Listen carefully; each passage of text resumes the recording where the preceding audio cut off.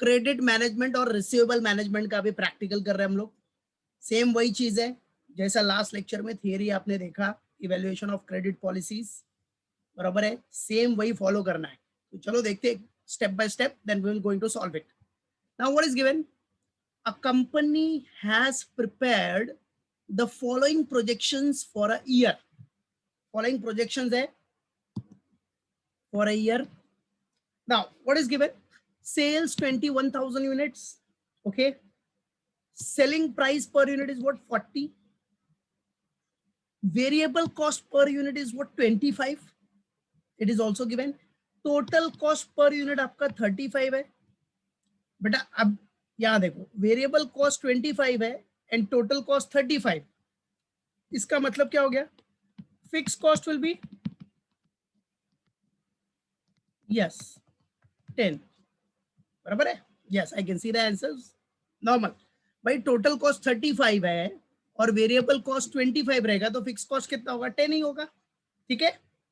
चलो नाउ अब देखते हैं, देखो पूरा सब अपने को स्टेप फॉलो करना है और कुछ नहीं। So total cost per unit done.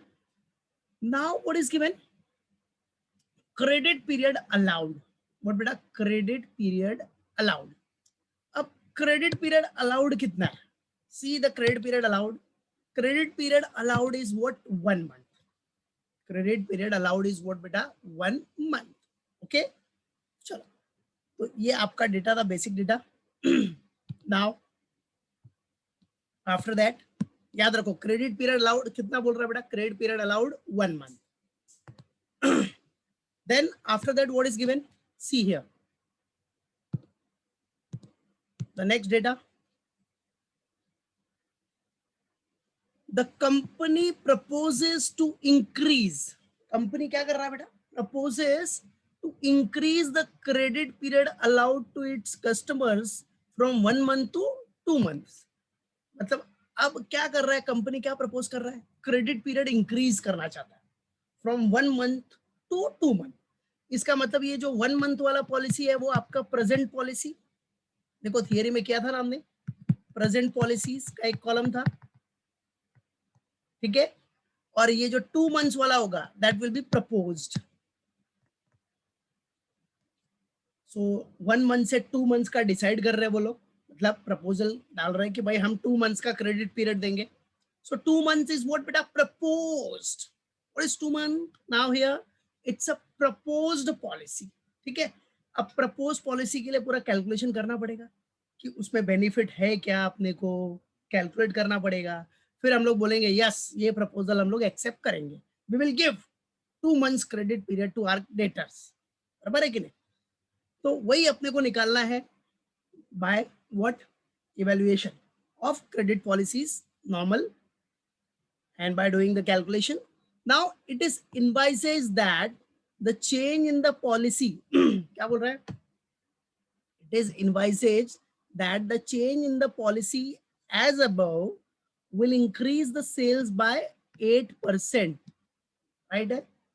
It is envisages that what, change in the policy अगर चेंज होगा, बराबर है, पॉलिसी में चेंज हुआ मतलब 1 month से 2 months हो रहा है तो आपका सेल्स 8% से इंक्रीज होगा, वो इन्वाइसेड हुआ that change in the policy as above will increase the sales by 8%, okay। The company desire a return of 25% on its investment। Company कितना डिजायर कर रहा है, रिटर्न कितना, company desire a return of 25% on its investment. तो कभी भी याद रखो अगर क्वेश्चन में ये दिख रहा है कंपनी ने डिजायर किया है return of 25% of its investment, मतलब ये आपका क्या हो गया, अपॉर्चुनिटी कॉस्ट,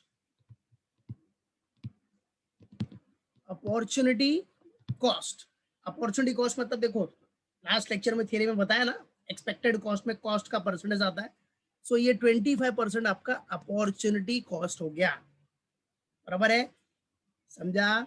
ये आपका अपॉर्चुनिटी कॉस्ट है कि अगर आप अपना फंड डेटर में ब्लॉक नहीं करते, कहीं दूसरी जगह इन्वेस्ट करते, तो आप कितना रिटर्न जनरेट कर सकते थे, कितना रिटर्न जनरेट कर सकते थे, 25%। बट वो 25% तो गया ना आपका, क्योंकि आपने तो डेटर में आपने अपना पैसा डेटर में ब्लॉक कर दिया, आपने जो अपना फंड है वो डेटर में ब्लॉक कर दिया, 2 महीने के लिए ब्लॉक हो जाएगा ना ये आपका मनी।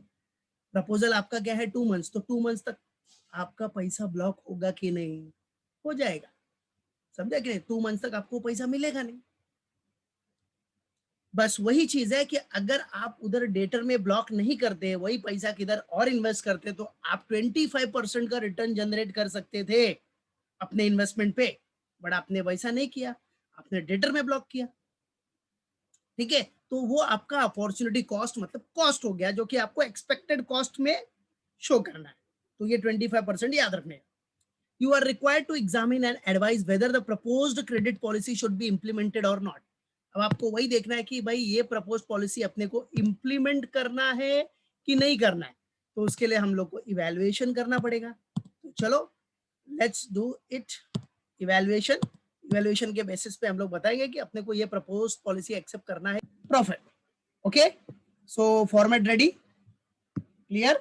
तो फॉर्मेट वही normal solution, statement showing evaluation of credit policies, सबसे टॉप पे हेडिंग डाल दिया, कंपनी का नाम रहेगा तो कंपनी का नाम उसके भी ऊपर डाल दो टॉप पे एकदम, but company name is not given, so we have written here directly statement showing what, statement showing evaluation of credit policies. Now format number, सब फॉर्मेट देखो थियरी में होता है, नंबर, फिर particulars, present policy and propose policy. Present policy क्या है 1 month की है, प्रपोज क्या है 2 मंथ्स की, that's it, done, format done. और उसमें भी फॉर्मेट में सबसे पहले स्टार्ट किससे करते हैं, एक्सपेक्टेड प्रॉफिट्स, तो फॉर्मेट वाइज जा रहे हैं हम लोग सब। चलो अब एक्सपेक्टेड प्रॉफिट में सबसे पहला क्या लेते हो आप, सेल्स। सेल्स भी देखो क्वेश्चन में यूनिट्स में दिया है, ठीक है, तो आ जाओ, तो सबसे पहले सेल्स इन यूनिट्स दिखा देना, तो फर्स्ट यूनिट्स, कितना यूनिट्स है, राइट। अब यूनिट्स के लिए देखो, इधर क्वेश्चन में देखो कितना यूनिट्स था अपना, 21,000 था, सी यू कैन सी हियर, ये देखो दिख रहा है ना, सेल्स 21,000 यूनिट्स, तो सबसे फर्स्ट आ गया आपका 21,000 यूनिट्स, प्रेजेंट में 21,000 यूनिट्स है, बराबर, ठीक है।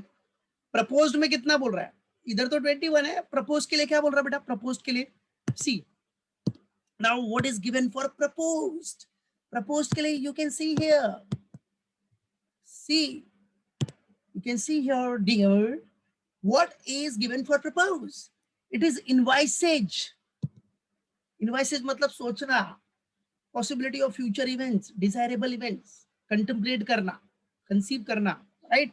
So it is invises that the change in the policy as above will increase the sales by 8%. ये हमने सोचा, थॉरोली पूरा देखा, जब स्टडी किया तो मालूम पड़ा कि भाई अपना इससे 2 मंथ्स अगर हमने क्रेडिट पीरियड दिया तो आपका सेल्स इंक्रीज हो जाएगा, बराबर है, बाय 8% से इंक्रीज होगा, कितने परसेंट से इंक्रीज होगा, 8%।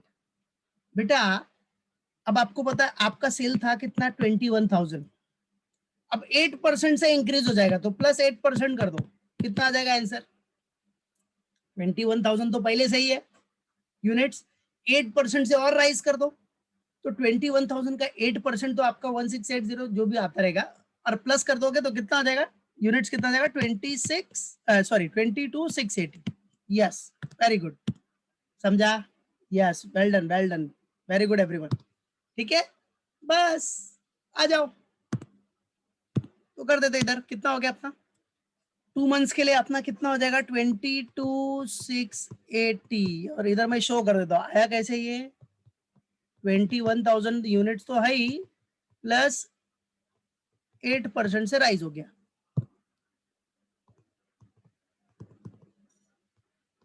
राइज बाय 8% है तो प्लस 8% राइज, चलो ये यूनिट्स हो गया।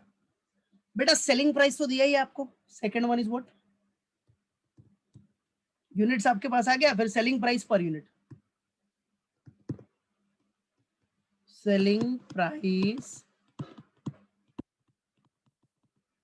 Per unit, selling price per unit कितना दिया आपने को, अब ये तो रुपीस में ही रहेगा, कॉमन सी बात, चलो तो कितना है सेलिंग प्राइस पर यूनिट? आपको दिया था 40 40 40। चलो अब इससे आपका सेल्स निकल जाएगा, you will get your sales. Okay, so main आपको आपका सेल्स मिल गया। सबसे मेन सेल्स 21,000 इंटू 40 कर दो, यूनिट्स 21,000 है और सेलिंग प्राइस पर यूनिट 40 है, तो कितना आ रहा है? Okay 8,40,000, very good.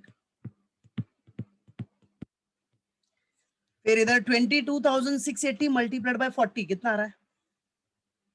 यस बेटा, वेरी गुड, 9,07,200। गुड, तो ये हो गया आपका सेल्स। चलो अभी आगे बढ़ते हैं। सेल्स के बाद अपना क्या स्टेप होता है पता है ना? Variable cost per unit. Variable cost per unit भी आपको क्वेश्चन में दिया है, उससे आपको वेरिएबल कॉस्ट मिल जाएगा, है कि नहीं? क्या मिल जाएगा? Variable cost.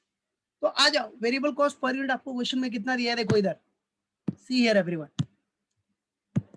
वेरिएबल कॉस्ट आपको दिया है बेटा 25 और टोटल कॉस्ट 35 है। 35 माइनस 25 10 रुपीज का फिक्स कॉस्ट हो जाएगा, वो दिमाग में रखो बस।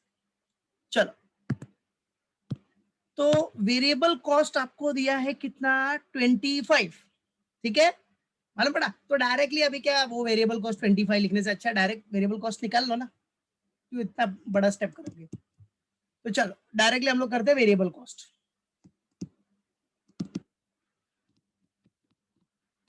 ठीक है, वेरिएबल कॉस्ट है कितना अपना? At the rate of 25। चलो बेटा, तो 21,000 इंटू 25 कर लो, कितना आ रहा है variable cost? 21,000 into 25, yes 525। Okay, इधर शो कर देता हूं मैं कैसे आया। 21,000 इंटू 25, चलो इधर कर लो 22,680 into 25। Okay 5,67,000, 5,67,000, very good. So ये कैसे आया? 22,680 इंटू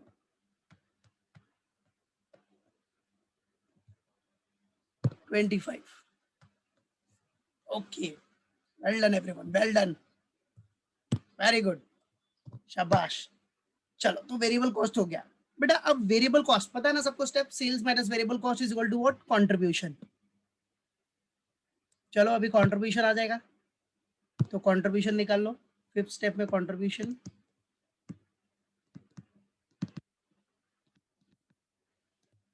कंट्रीब्यूशन निकालो। कैसे आएगा contribution? Sales minus variable cost, ठीक है, सेल्स माइनस बीसी। कितना आ रहा है? 840 माइनस 525, 3,15,000। ओके,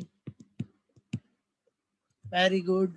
फिर 9,07,200 माइनस 5,67,000, 5,67,000 कितना आ रहा है? 3,40,200। Okay, very good, very good, well done everyone, 3,40,200। चलो कंट्रीब्यूशन के बाद क्या करते हो बेटा आप? Minus fix cost. चलो लेस फिक्स कॉस्ट कर देते हैं अभी। तो 6 स्टेप में, हाँ इधर लेस का साइन करना है तो कर देने का, आप लोग पे, वो आप लोग के ऊपर डिपेंड है, कर दो। अगर ऐसा रहता है तो कर देने का, इधर मैं कर देता हूँ। चलो लेस अभी fix cost, less fix cost. चलो फिक्स कॉस्ट कितना आ रहा है बेटा? फिक्स कॉस्ट अपना 10 रुपीज के हिसाब से कैसे आया पता चला ना? इधर दिखा देता हूँ मैं, ₹35 टोटल था माइनस 25 वेरिएबल था, सो फिक्स कॉस्ट आ गया 10। चलो अब 10 आ गया, मतलब 21,000 इंटू 10 कितना हो गया? 2,10,000। अब ये कैसे आया fix cost? 21,000 units multiplied by 10। चलो अब ये बताओ मुझे, प्रपोज पॉलिसी में कितना होगा फिक्स कॉस्ट? चलो आंसर बताओ, प्रपोज पॉलिसी में कितना आएगा फिक्स कॉस्ट? आंसर बताओ, प्रपोज्ड पॉलिसी में फिक्स कॉस्ट कितना होगा? चलो देखते हैं कौन बताता है। Yes correct, very good. और बाकी लोग प्रपोज पॉलिसी में कितना आएगा फिक्स कॉस्ट? सोचो सोचो। हाँ, नहीं नहीं बेटा, गलत है आपका। नहीं नहीं, बिल्कुल नहीं। फिक्स कॉस्ट पढ़ा है ना रूल? फिक्स कॉस्ट हमेशा सेम होता है for short period of time. Fix cost अपना सेम होता है, पता है ना, इकोनॉमिक्स में पढ़ चुके हो। तो नॉर्मल सी बात है, जब प्रेजेंट पॉलिसी के लिए फिक्स कॉस्ट आपका 2,10,000 होगा, तो प्रपोज में भी सेम ही होगा ना यार, समझा कि नहीं? फिक्स कॉस्ट तो सेम होता है, भले आप 1 यूनिट बनाओ चाहे 1000 यूनिट बनाओ, फिक्स कॉस्ट तो लगने ही वाला है ना, समझे कि नहीं? तो फिक्स कॉस्ट जो प्रेजेंट में होगा, that will be continued in propose policy also. That will be continued in propose policy also. याद रखना, भूलना नहीं, समझ गया? तो 22,680 मल्टीप्लाइड बाय 10 मत कर देना इधर, नहीं तो पूरा सम जाएगा, खत्म, गेम ओवर, समझ गया? तो फिक्स कॉस्ट के लिए सब लोग ये फंडा याद रखना। वेरिएबल कॉस्ट आपका सेल्स के ऊपर चेंज होता है, इसलिए वेरिएबल कॉस्ट में हम लोग मल्टीप्लाई कर देते हैं 22,680 into this. But fix cost आपका यूनिट्स के ऊपर, सेल्स के ऊपर डिपेंड नहीं होता ना बेटा, वो तो फिक्स्ड है। आप 1 यूनिट उस कंपनी में बनाओ, उस फैक्ट्री में बनाओ, चाहे 1000 यूनिट बनाओ, आपको जो फैक्ट्री रेंट है वो तो देना ही पड़ेगा। नहीं भी बनाओ फिर भी फैक्ट्री रेंट देना ही पड़ेगा बेटा। तो factory rent is like a fix cost, समझा? तो याद रखो, तो फिक्स कॉस्ट हमेशा सेम होता है, जो प्रेजेंट में रहेगा वही फिक्स कॉस्ट प्रपोज में जाते जाएगा, जब तक कुछ इंफॉर्मेशन क्वेश्चन में नहीं दिया रहेगा तब तक। हाँ, अगर क्वेश्चन ने बोला है कि प्रपोज में फिक्स कॉस्ट 10% से राइज हो गया, तब हम कुछ नहीं कर सकते, तब हमको 10% राइज करना ही पड़ेगा। बट कुछ नहीं बोला है, तो जो इधर रहेगा प्रेजेंट में, that will be continued in future. ठीक, चलो आ जाओ। अब फिक्स कॉस्ट माइनस कर दिया तो अपने को मिल जाएगा क्या? प्रॉफिट। क्या मिल जाएगा बेटा? प्रॉफिट, मतलब ऑपरेटिंग प्रॉफिट मिलता है। तो आ जाओ, स्टेप में क्या आता है अपना, ये माइनस करने के बाद ऑपरेटिंग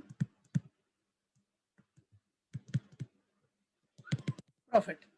चलो करो, 3,15,000 माइनस 2,10,000 कितना हो गया? स्टेप लिख दूं मैं इधर, स्टेप नंबर 5 माइनस 6 कर दिया तो ये मिल गया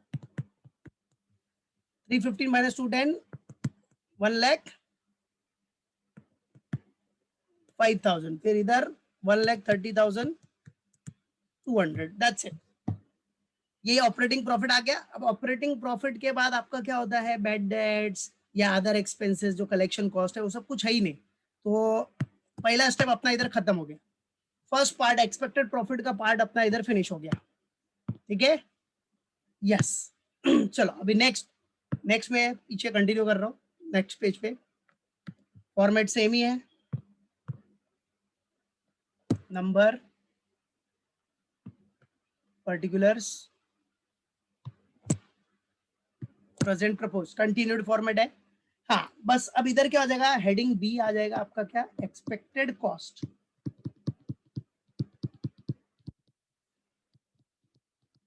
क्या बेटा?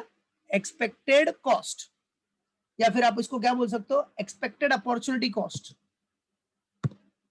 और यू कैन से दैट, चलो वो मत लिखो, खाली याद रखो एक्सपेक्टेड अपॉर्चुनिटी कॉस्ट बोल सकते हो आप। चलो अब एक्सपेक्टेड कॉस्ट में सबसे पहले क्या निकालते हैं हम लोग? स्टेप नंबर कौन सा हो गया? 7 हो गया ना, अभी 8। सबसे फर्स्ट आप कैलकुलेट करते हो इन्वेस्टमेंट इन अकाउंट रिसीवेबल। इन्वेस्टमेंट इन अकाउंट्स रिसीवेबल मतलब वही डेटर्स। अकाउंट रिसीवेबल आपने सुना होगा ना, डेटर्स एंड बिल रिसीवेबल, बराबर है? अब डेटर्स होगा तभी तो बिल रिसीवेबल होगा। चलो, तो इसके लिए क्या बताया मैंने? सबसे फर्स्ट प्रायोरिटी क्या देना है आपको? Variable cost plus fix cost. अगर ये नहीं दिया है क्वेश्चन में तो डायरेक्ट सेल्स ले सकते हो, सेल्स को, अकाउंट सेल्स को ही आप इन्वेस्टमेंट इन अकाउंट रिसीवेबल ले सकते हो। बट ये है ना आपके पास variable cost plus fix cost, तो आ जाओ। पहला वेरिएबल कॉस्ट कितना है? 525, और फिक्स कॉस्ट है 2,10,000। चलो प्लस करो, 525 प्लस 2,10,000 कितना हो गया? 735। ओके, लिख देता हूँ मैं इधर, variable cost plus fix cost. Variable cost कितना था? 525, 5,25,000 प्लस 2,10,000।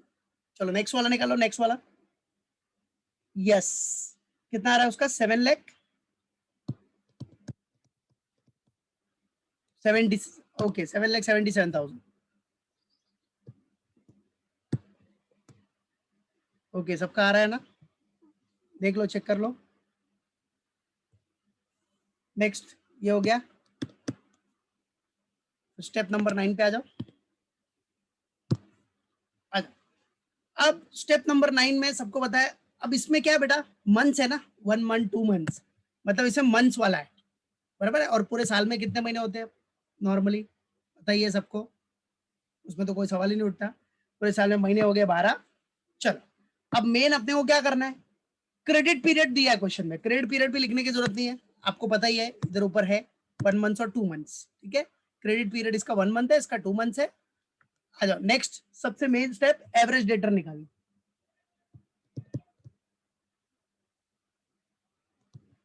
मतलब जो जो डेटा डायरेक्ट है वो सब लिखने की जरूरत ही नहीं है ना, टाइम वेस्ट करने का नहीं। चलो अब एवरेज डेटर के लिए फॉर्मूला क्या बताया मैंने, सिंपल सा फॉर्मूला है, इन्वेस्टमेंट इन अकाउंट रिसीवेबल, क्या, investment in account receivable multiplied by, क्या करना है आपको, बराबर है, मल्टीप्लाइड बाय व्हाट, सीधी सी बात है ना, किससे मल्टीप्लाई करोगे, क्रेडिट पीरियड से, जो क्रेडिट पीरियड है आपका, क्रेडिट पीरियड डिवाइड बाय, अब मंथ्स में है ना इधर, तो डिवाइड बाय क्या हो जाएगा 12, मंथ्स में तो क्या हो जाएगा डिवाइड बाय 12, सिंपल।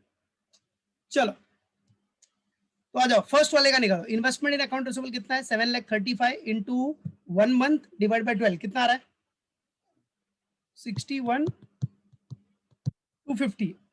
ओके चलो ये कैसे आया, इधर मैं दिखा देता हूँ कैलकुलेशन। इन्वेस्टमेंट इन अकाउंट रिसीवेबल था 7,35,000 मल्टीप्लाई क्रेडिट पीरियड 1 मंथ है divide by 12, that's it. Second वाला निकालो, सेकंड वन 7,77,000 इंटू इसका क्रेडिट पीरियड कितना है 2 मंथ्स, 2 डिवाइड बाय 12 किया तो कितना आ गया 129,500। वेरी गुड, क्या बात है, शाबाश, well done everyone. Into 2 by months में इसलिए 12 से डिवाइड किया, वीक्स होता तो 52 वीक से डिवाइड करते हैं 52 से, और डेज होता तो 365 डेज, और लीप ईयर होता तो 366 डेज। ओके आ गया सबका, चलो ये भी हो गया अपना। नेक्स्ट स्टेप है बेटा कॉस्ट, कॉस्ट परसेंटेज, मतलब कॉस्ट परसेंटेज मतलब क्या, अपॉर्चुनिटी कॉस्ट। अब कॉस्ट परसेंटेज आपको पता ही है बेटा कितना परसेंट है 25%, ये आपका अपॉर्चुनिटी कॉस्ट दिया ही आपको, राइट। तो 25% है तो अपना निकाल लो बेटा कॉस्ट, कॉस्ट कितना आ जाएगा इन रुपीज में, अच्छा तो 61,250 का कितना परसेंट 25%, कितना आ रहा है 15,313। ओके 15,313 कैसे आया, 61,250 का 25%, और इधर 129,500 का 25% कितना आ गया 32,375। ओके सो 129,500 का 25%, 129,500 का 25%, बट इट कितना आ गया 32,375, ठीक है, ये कॉस्ट आ गया। चलो कॉस्ट भी मिल गया आपको, तो मेन आपको इधर कॉस्ट भी मिल गया, प्रॉफिट तो आपको मिल ही गया था बेटा, पीछे दिख रहा है ऑपरेटिंग प्रॉफिट, वही प्रॉफिट हो गया क्योंकि आगे कोई स्टेप था ही नहीं। चलो आपको प्रॉफिट भी मालूम पड़ गया है और आपका कॉस्ट भी मालूम पड़ गया है, चलो इनका डिफरेंस निकाल लो। तो डिफरेंस निकालोगे तो क्या मिल जाएगा आपको, नेट बेनिफिट, क्या मिलेगा बेटा नेट बेनिफिट।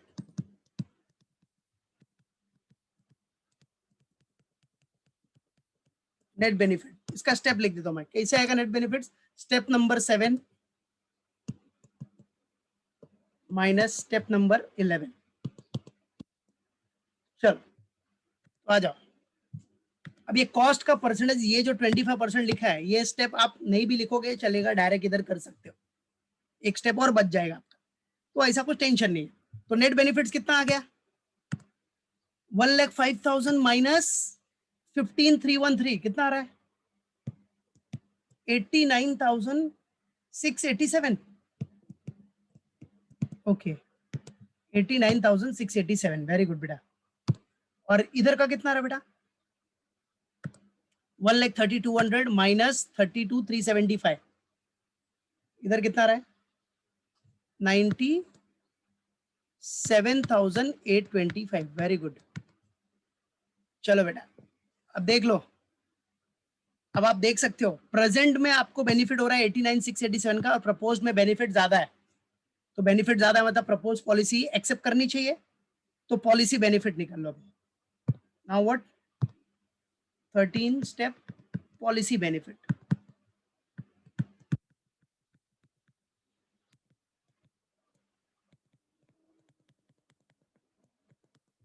क्या बेटा? Policy benefits. तो पॉलिसी बेनिफिट मतलब कितना आ गया पॉलिसी बेनिफिट? कभी भी प्रेजेंट और प्रपोज को कंपेयर करो, तो इधर पॉलिसी बेनिफिट कितना रहा? 97,825 माइनस दिस, दोनों का डिफरेंस निकालो, मतलब 8138 का हमारा बेनिफिट है, पॉलिसी बेनिफिट है, दिख रहा है 8138। कभी भी प्रेजेंट से आपको कंपेयर करना है, तो 8138 का पॉलिसी बेनिफिट है, मतलब एडवाइजेबल है, ये प्रोजेक्ट आपको एक्सेप्ट करना चाहिए, मतलब ये प्रपोजल आपको एक्सेप्ट करना चाहिए, बराबर है? क्लियर? तो एडवाइस डाल दो बस, रिकमेंडेशन बोला है ना, रिकमेंडेशन डाल दो।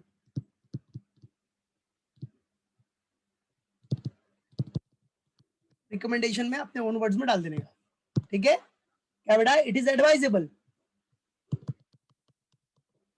Is advisable to implement, it is what beta? Advisable to implement new credit policy, new credit policy, बराबर है? मालूम पड़ा कि नहीं? क्लियर है? It is advisable to implement new credit policy with 2 months credit period. ये सब तो अपने ओन वर्ड्स में डालने का, कोई टेंशन नहीं, that's it. Clear? Over, completed. बस ऐसे आपको सम करना है, कंप्लीट करना है, याद रखो सब लोग अच्छे से प्रैक्टिस करना है इसको। Got it everyone? तो अच्छे से प्रैक्टिस करना।